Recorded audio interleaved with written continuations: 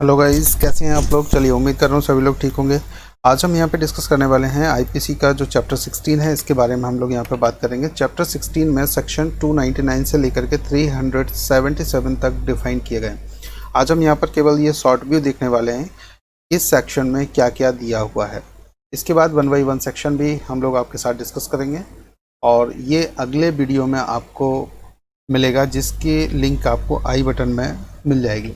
तो चलिए गाइस, मैं सबसे पहले आपसे बोलना चाहूँगा, अगर वीडियो पसंद आता है तो उसे लाइक, सब्सक्राइब, बेल आइकन जरूर प्रेस कर दीजिएगा। ये वीडियो केवल इस पर्पज़ से बनाया गया कि किसी भी एग्ज़ाम्स के लिए सेक्शन को कैसे याद किया जाए। बहुत ही इम्पॉर्टेंट सेक्शन है और ये हर जगह किसी ना किसी एग्ज़ाम में पूछे जाने वाले हैं। तो सबसे पहले हम ये चैप्टर को एक समराइज़ किया हुआ कि चैप्टर को हम देखें कि किन किन चीज़ों से डिफ़ाइन, कौन कौन सी चीज़ें ऐसी हैं जिनको डिफ़ाइन किया गया है इसमें, इस बारे में आज हम लोग यहाँ पर डिस्कस करेंगे। तो चलिए, सबसे पहले चैप्टर 16 को एक बार देख लेते हैं। ये जो रिलेटेड है मानव शरीर पर प्रभाव डालने वाले अपराधों के विषय में, यानी कि of offences affecting the human body. ये सेक्शन 299 से लेकर के 377 तक डिफाइन किए गए हैं। इसको समझने के लिए 8 पार्ट में डिवाइड किया गया। फर्स्ट पार्ट जो रिलेटेड है जीवन के लिए संकटकारी अपराधों के विषय में, ऑफ ऑफेंसेस, सॉरी फिर से रिपीट कर रहा हूँ, ऑफ ऑफेंस अफेक्टिंग लाइफ, यानी कि आप यहाँ पर देखेंगे सेक्शन 299 से लेकर के 311 तक ये डिफाइन किए गए हैं, जो कि जीवन के लिए संकटकारी अपराधों के विषय में। यहाँ पर जो पार्ट सेकेंड है उसमें हम लोग यहाँ पर बात करेंगे गर्भपात कारित करने, आजाद शिशुओं को क्षति कारित करने, शिशुओं को आरक्षित छोड़ने और जन्म छिपाने के विषय में, of the causing of miscarriage of injuries to unborn children, of the exposure of infants and of the concealment of birth। Section 312 से लेकर के 318 तक ये डिफाइन किए गए। यहाँ जो पार्ट 3 जो डिवाइड किया गया उपपति के विषय में, यानी कि ऑफ हर्ट, सेक्शन 319 से लेकर के 338 तक ये डिफाइन किए गए। अगला जो नेक्स्ट पार्ट यहाँ देखिए, फोर्थ पार्ट, सदोष अवरोध और सदोष प्रतिरोध के विषय में, of wrongful restaurant and wrongful confinement. Section 339 से लेकर के 348 तक ये डिफाइन किए गए। फिफ्थ नंबर पार्ट में जरा नजर डालिएगा, आपराधिक बल और हमले के विषय में, of criminal force and assault. ये सेक्शन 349 से लेकर के 358 तक डिफाइन किए गए। अब यहाँ पार्ट 6 पर हम लोग 6 की बात करते हैं, व्यापहरण, अपहरण, दासत्व और बलात्संग के विषय में, of kidnapping, abduction, slavery and force labour. ये सेक्शन 359 से लेकर के 374 तक डिफाइन किए गए हैं। नेक्स्ट यहाँ पर हम बात करेंगे यौन अपराध, यानी कि सेक्सुअल ऑफेंसेस की, जो कि पार्ट 7 में दिए गए, यानी कि सेक्शन 375 से लेकर के 376 ई तक ये डिफाइन किए गए। 8 पार्ट की हम लोग बात करते हैं, प्रकृति विरुद्ध अपराधों के विषय में, ऑफ अननेचुरल ऑफेंसेस, सेक्शन 377 में डिफाइन किया गया। चलिए अब हम चलते हैं यहाँ पर हर एक सेक्शन में, देखते हैं क्या दिया हुआ है। यहाँ जीवन के लिए संकटकारी अपराधों के विषय में जो हम लोगों ने 8 पार्ट में डिवाइड किया हुआ था, उसमें से देखेंगे of offences affecting life. Section 299 से लेकर के 311 तक ये डिफाइन किया गया, जिसमें से सेक्शन 299 में बात की गई है कल्पेबल होमिसाइड, यानी कि आपराधिक मानववध की। सेक्शन 300 में मर्डर की डेफिनेशन दी गई, यानी हत्या क्या होती है, और इसी में बताया गया when culpable homicide is not murder, आपराधिक मानववध कब हत्या नहीं है। नेक्स्ट हम लोग यहाँ पे बात करेंगे सेक्शन 301 की, culpable homicide by causing death of person other than person whose death was intended। जिस व्यक्ति की मृत्यु कारित करने का आशय था उससे भिन्न व्यक्ति की मृत्यु करके आपराधिक मानववध। नेक्स्ट यहाँ पर बात करेंगे सेक्शन 302 की, पनिशमेंट ऑफ मर्डर, यानी कि हत्या के लिए दंड की बात की गई, जिसको हम लोग 302 भी सिंपल भाषा में बोल देते हैं।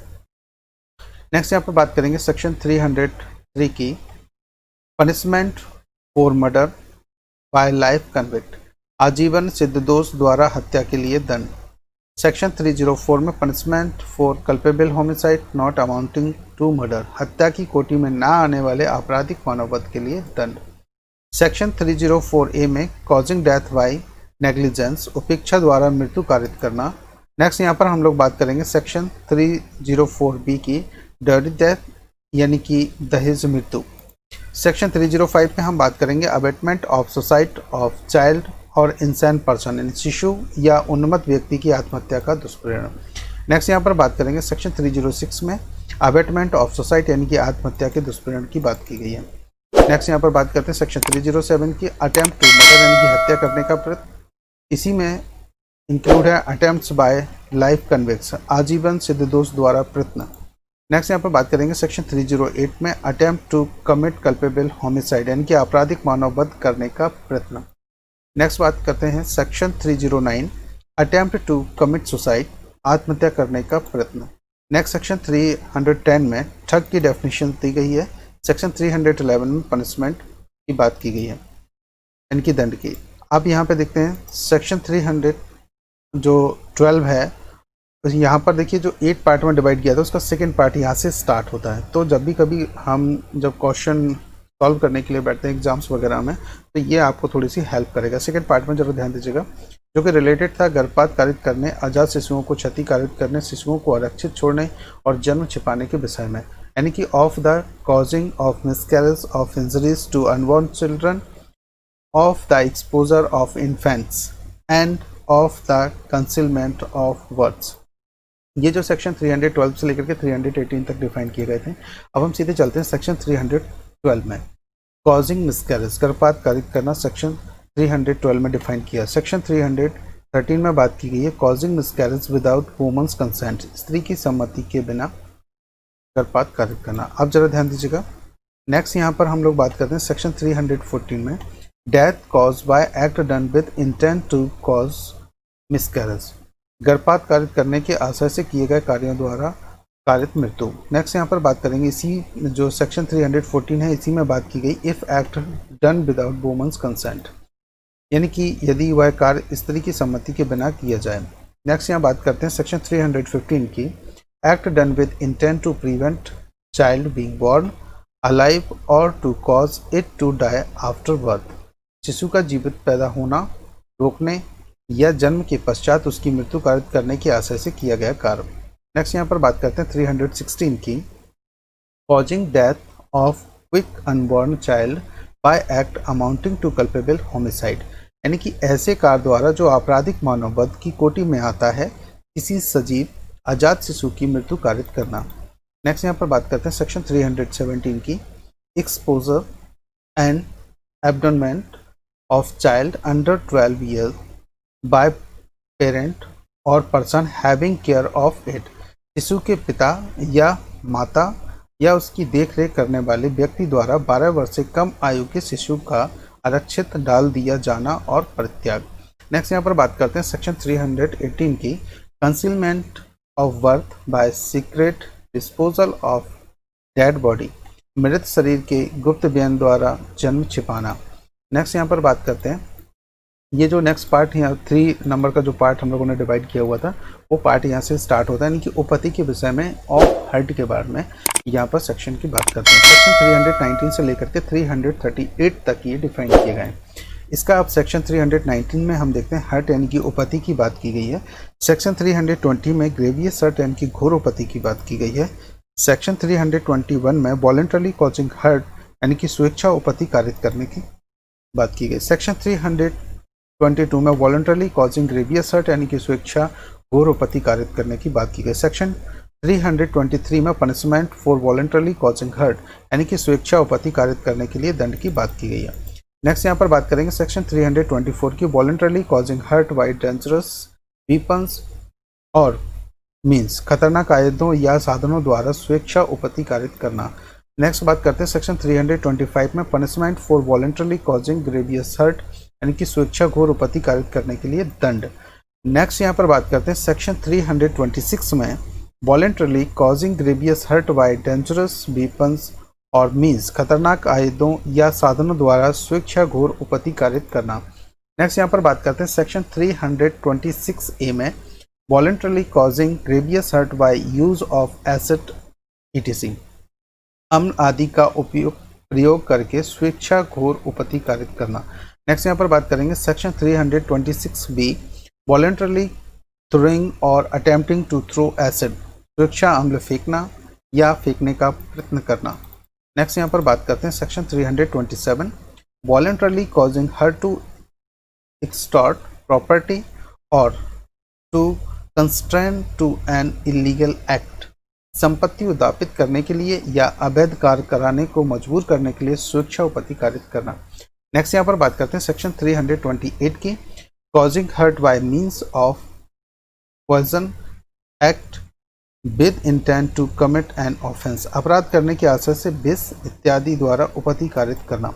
नेक्स्ट यहाँ पर बात करते हैं सेक्शन 329 की, voluntarily causing grievous hurt to extort property और to constrain to an illegal act, संपत्ति उद्यापित करने के लिए या अवैध कार्य करने को मजबूर करने के लिए स्वेच्छा घोर उपपत्ति कारित करना। अब यहाँ पर हम बात करते हैं section 330, voluntarily causing hurt to extort confession और to compel restoration of property, संस्वीकृति उद्यापित करने या विवश करके संपत्ति का प्रत्यावर्तन कराने के लिए स्वेच्छा उपपत्ति कारित करना। सेक्शन 331 में जरा ध्यान दीजिएगा, voluntarily causing grievous hurt to extort confession और to compel restoration of property, संस्वीकृति उद्यापित करने या विवश करके संपत्ति का प्रत्यावर्तन कराने के लिए स्वेच्छा घोर उपपत्ति कारित करना। नेक्स्ट यहाँ पर बात करते हैं 332 की, voluntarily causing her to deter public servant from his duty, लोक सेवक को अपने कर्तव्य से भयोपरत करने के लिए स्वेच्छा उपपत्ति कारित करना। नेक्स्ट यहाँ पर बात करते हैं section 333, voluntarily causing grievous hurt to deter public servant from his duty, ये ऑलरेडी दोबारा से रिपीट हो गया है, मैं इसको आगे चलता हूँ। सेक्शन 334 को जरा ध्यान दीजिएगा, voluntarily causing hurt on provocation, यानी कि प्रकोपन पर स्वेच्छा उपपत्ति कारित करना। नेक्स्ट यहाँ पर बात करते हैं 335 के, voluntarily causing grievous hurt on provocation, यानी कि प्रकोपन पर स्वेच्छा घोर उपपत्ति कारित करना। सेक्शन 336 में एक्ट एंडेंजरिंग लाइफ और पर्सनल सेफ्टी ऑफ अदर्स, कार्य जिससे दूसरों का जीवन या व्यक्तिगत क्षेम संकटापन्न हो। नेक्स्ट यहाँ पर बात करते हैं सेक्शन 337 की, causing hurt by act endangering life और पर्सनल सेफ्टी ऑफ अदर्स, फिर से रिपीट कर रहा हूँ, causing hurt by act endangering life और पर्सनल सेफ्टी ऑफ अदर्स, ऐसे कार्य द्वारा उपपत्ति कारित करना जिससे दूसरों का जीवन या व्यक्तिगत क्षेम संकटापन्न हो जाए। नेक्स्ट यहाँ पर बात करते हैं 338 की, causing grievous hurt by act endangering life और पर्सनल सेफ्टी ऑफ अदर्स, ऐसे कार्य द्वारा घोर उपपत्ति कारित करना जिससे दूसरों का जीवन या व्यक्तिगत क्षेम संकटापन्न हो जाए। नेक्स्ट यहाँ पर बात करते हैं जो पार्ट 4 था उसको हम लोग यहाँ पर डिस्कस करने वाले हैं, सदोष अवरोध और सदोष पररोध के विषय में of wrongful restaurant and wrongful confinement. ये सेक्शन 339 से लेकर के 348 तक डिफाइन किए गए। सेक्शन 339 को एक बार देखते हैं, रॉन्गफुल रेस्ट्रेंट यानी कि सदोष अवरोध। सेक्शन 340 में दिया गया है रॉन्गफुल कन्फाइनमेंट यानी कि सदोष पररोध। सेक्शन 341 में हम लोग बात करते हैं पनिशमेंट फॉर रॉन्गफुल रेस्ट्रेंट यानी कि सदोष अवरोध के लिए दंड। सेक्शन 342 में पनिशमेंट फॉर रॉन्गफुल कन्फाइनमेंट, सदोष पररोध के लिए दंड। नेक्स्ट यहाँ पर बात करेंगे सेक्शन 343 के रॉन्गफुल कन्फाइनमेंट फॉर 3 और मोर डेज, 3 या अधिक दिनों के लिए सदोष पररोध। सेक्शन 344 में रॉन्गफुल कन्फाइनमेंट फॉर 10 और मोर डेज, 10 या अधिक दिनों के लिए सदोष परिरोध। सेक्शन 345 में हम लोग बात कर रहे हैं wrongful confinement of person for whose liberation writ has been issued, ऐसे व्यक्ति का सदोष परिरोध जिसके छोड़ने के लिए रिट निकल चुका है। नेक्स्ट यहाँ पर बात करते हैं सेक्शन 346 की रॉन्गफुल कन्फाइनमेंट इन सीक्रेट यानी कि गुप्त स्थान में सदोष परिरोध। सेक्शन 347 पर एक नज़र डालिएगा, wrongful confinement to extort property और कंस्ट्रेन टू इलीगल एक्ट, संपत्ति उद्यापित करने के लिए या अवैध कार्य करने के लिए मजबूर करने के लिए सदोष परिरोध। नेक्स्ट यहाँ पर बात करते हैं सेक्शन 348 के wrongful confinement to extort confession और कंपेल रेस्टोरेशन ऑफ प्रॉपर्टी, संस्वीकृति उद्यापित करने के लिए या विवश करके संपत्ति का प्रत्यावर्तन करने के लिए सदोष परिरोध। यहाँ पर नेक्स्ट हम लोग बात करेंगे जो पार्ट 5 था उसके बारे में, इनके आपराधिक बल और हमले के विषय में of criminal force and assault. ये सेक्शन 349 से लेकर के 358 तक डिफाइन किए गए थे। देखिए, सबसे पहले हम बात करते हैं सेक्शन 349 यानी कि फोर्स का मतलब बल, और सेक्शन 350 में क्रिमिनल फोर्स यानी कि आपराधिक बल की डेफिनेशन दी गई है। सेक्शन 351 में असल्ट यानी कि हमला की बात की गई है। सेक्शन 352 में पनिशमेंट फॉर असल्ट और criminal force otherwise than on grave provocation, गंभीर प्रकोपन होने से अन्यथा हमला करने या आपराधिक बल का प्रयोग करने के लिए दंड। नेक्स्ट यहाँ पर बात करेंगे सेक्शन 353 में असल्ट और criminal force to deter public servant from discharge of his duty, लोक सेवक को अपने कर्तव्य के निर्वहन से भयोपरत करने के लिए हमला या आपराधिक बल का प्रयोग। नेक्स्ट यहाँ पर बात करते हैं सेक्शन 354 में असल्ट और criminal force to woman with intent to outrage her modesty, स्त्री की लज्जा भंग करने के आशय से उस पर हमला या आपराधिक बल का प्रयोग। Section 354A sexual harassment and punishment for sexual harassment, लैंगिक उत्पीड़न और लैंगिक उत्पीड़न के लिए दंड। नेक्स्ट यहाँ पर बात करते हैं सेक्शन 354B की असल्ट और use of criminal force to woman with intent to disrobe, विवस्त करने के आशय से स्त्री पर हमला या आपराधिक बल का प्रयोग। नेक्स्ट यहाँ पर बात कीजिएगा सेक्शन 354C वोयरिज्म यानी कि दृश्य तारिका। नेक्स्ट यहाँ पर बात करते हैं सेक्शन 354D स्टॉकिंग यानी कि पीछा करना।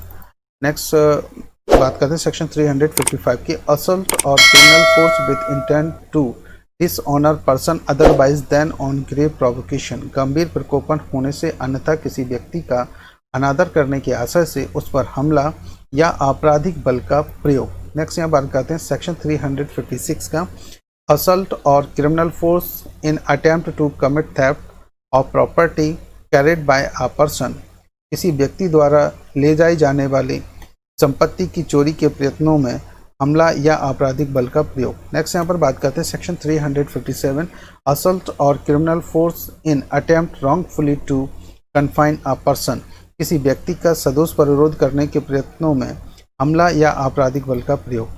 नेक्स्ट जरा ध्यान दीजिए सेक्शन 358 का असल्ट और criminal force on grave provocation, गंभीर प्रकोपन मिलने पर हमला या आपराधिक बल का प्रयोग। नेक्स्ट जरा ध्यान दीजिएगा सेक्शन जो 359 से लेकर के 374 तक डिफाइन किया गया, ये पार्ट हम लोग 6 देख रहे हैं यहाँ पर, व्यापरण, अपहरण, दासत्व और बालाश्रम के विषय में, of kidnapping, abduction, slavery and force labour. Section 359 से लेकर के 374 तक ये डिफाइन किए गए। तो यहाँ पर हम लोग बात करते हैं सबसे पहले 359 का किडनैपिंग यानी कि व्यापरण की बात की गई। सेक्शन 360 में किडनैपिंग फ्रॉम इंडिया यानी कि भारत में से व्यापरण की बात की गई। सेक्शन 361 में किडनैपिंग फ्रॉम लॉफुल गार्जियनशिप यानी कि विधिपूर्ण संरक्षता में से व्यापरण। सेक्शन 362 में एब्डक्शन यानी कि अपहरण की बात की गई। सेक्शन 363 में पनिशमेंट फॉर किडनैपिंग यानी कि व्यापरण के लिए दंड की बात की गई है।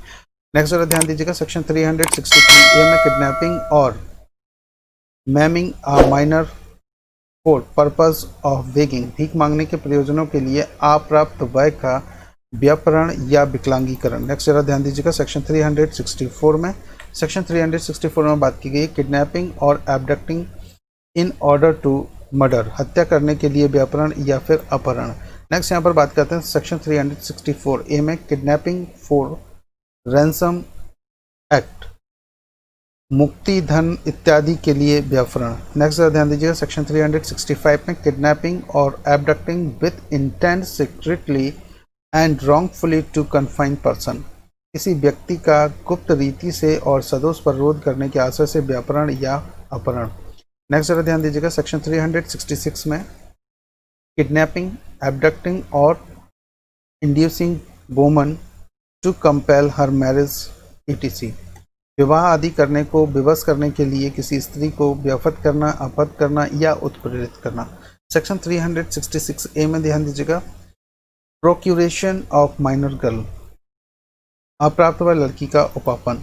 सेक्शन 366B में importation of girl from foreign country, विदेश से लड़की का आयात करना। सेक्शन 367 में किडनैपिंग और abducting in order to subject person to grievous slavery etc, व्यक्ति को घोरोपति, दासत्व आदि का विषय बनाने के उद्देश्य से व्यापरण या अपहरण। नेक्स्ट जगह ध्यान दीजिए सेक्शन 368 में रॉन्गफुली कंसीलिंग और कीपिंग इन कन्फाइनमेंट किडनैप्ड और एबडक्टेड पर्सन, व्यापत या आपद व्यक्ति को सदोष छिपाना या परिरोध में रखना। सेक्शन 369 में किडनैपिंग और abducting child under 10 years with intent to steal from its person, 10 वर्ष से कम आयु के शिशु के शरीर पर से चोरी करने के आशय से उसका व्यापरण या अपहरण। सेक्शन 370 में ट्रैफिकिंग ऑफ पर्सन, व्यक्ति का दुर्व्यापार। सेक्शन 370A में एक्सप्लॉयटेशन ऑफ आ ट्रैफिकेड पर्सन, ऐसे व्यक्ति का जिसका दुर्व्यापार किया गया, शोषण। नेक्स्ट जरा ध्यान दीजिएगा सेक्शन 371 में हैबिचुअल डीलिंग इन स्लेव्स, दासों का अभ्यासिक व्यवहार करना।